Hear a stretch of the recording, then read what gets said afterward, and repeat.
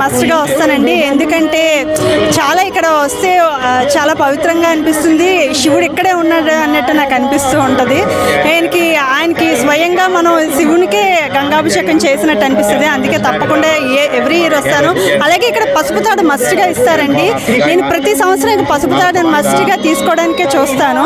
పసుపు తాడు తీసుకొని ఈ పసుపు తాడుతోనే నేను ఇయర్ అంతా ఏ తాడు పుస్తులు మార్చుకోవాలంటే ఈ పసుపు తాడుతోనే నేను మెయింటైన్ చేస్తాను తప్ప వేరే పసుపు తాడు అనేది యూజ్ చేయనండి. అంత పవిత్రంగా నేను ఫీల్ అవుతాను. అందుకే ప్రతి సంవత్సరం మస్ట్గా ఇక్కడికి వస్తాము. మిస్ అయినదని ఎప్పుడూ ఉండదు. నేను ఒకవేళ ఏదైనా మిస్ అయినా మా హస్బెండ్ని తప్పకుండా పంపించి పసుపు తాడు తీసుకుంటామండి. Thank you so much. జాగారం ఉంటారా? తప్పకుండానండి. జాగారం ఉపవాసం ఉండటం వల్ల అంటే ఏంటి ప్రయోజనం? మీకు ఐడియా ఉందా? అంటే మనం కోరికలు తీరుతాయి. పెళ్లి కాని వారి జాగారం చేసినట్టయితే మంచి భర్త దొరుకుతారు. చాలా ఆనందంగా ఉంటామని విశ్వసిస్తూ ఉంటాం. పెళ్లి అవ్వకముందు నుంచి మీరు మంచి భర్త కోసం జాగారం చేశానండి. అలాగే మంచి భర్త దొరికారు. చాలా హ్యాపీగా లైఫ్ లీడ్ చేస్తున్నాం. సూపర్ అండి. ఇంకేంటి సర్టిఫికేట్?